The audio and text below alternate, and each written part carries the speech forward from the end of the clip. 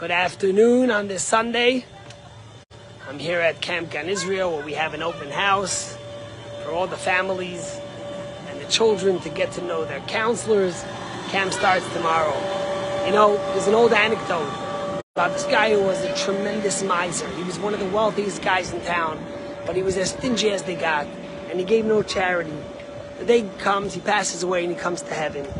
And all the prosecuting angels get ready to pounce. This guy, he was a no-goodster. So many people came pleading with him to help them, poor people.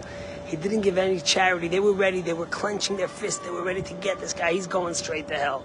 Well, guess what? They come and they tell God all their stuff and how bad he was. And this guy cried to him. He was dying from food. And this guy and that guy and on and on. And finally, God says, okay, is there any defending angels, that want to come to give something good to him? And one angel pipes up and says, one day he was walking in the street and there was a beggar behind him that was fainting. And by mistake, a nickel fell out of his pocket.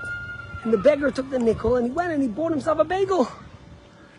And with the bagel, he saved the beggar's life. So he literally saved someone's life. And saving one person's life, the Torah tells us, is that it is saving the whole world. So you got to send this guy to heaven. All the prosecuting angels are fuming. They can't believe this guy just came in at the last second. They had this whole lineup on him, and he's going to go tell them about a mistake a guy made with a nickel, and he's going to go to heaven. Finally, one of the prosecuting angels looks at the guy and says, do me a favor, give the guy back his nickel and let him go to hell. And the anecdote is a cute anecdote, but it actually is an important one because it doesn't work that way. And we find it in this week's Torah portion with Moses. Moses had to confront Sichon, the great giant.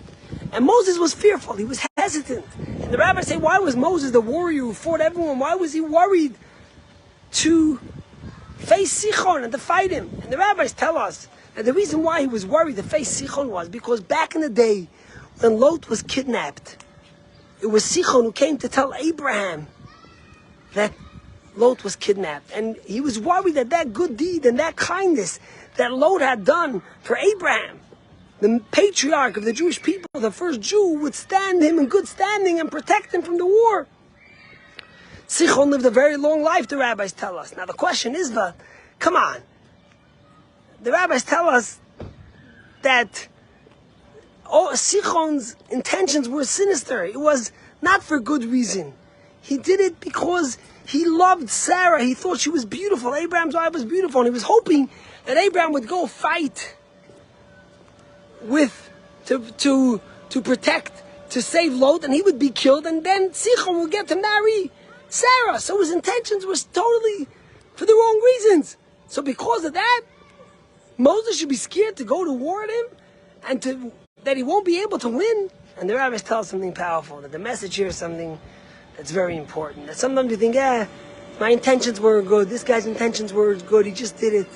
But the truth is that when you do good actions, no matter your intentions, the actions never leave, and the actions protect you. And that's the message for us, and that's the story with the nickel. The guy said, let him take his nickel and let him go to hell, but it doesn't work that way. Once someone's life was saved, if his intentions were right or not, but if it was done because of him, then he has that. And the same was true with Sichon. How powerful in our lives. Sometimes we question if we should do something because our motives are not the best, and our motives are not pure. But the truth is, when it comes to action in Jewish law and in Torah, no matter what, when you do the action, the message is that God sees it and you get rewarded. Have a great day. God bless you.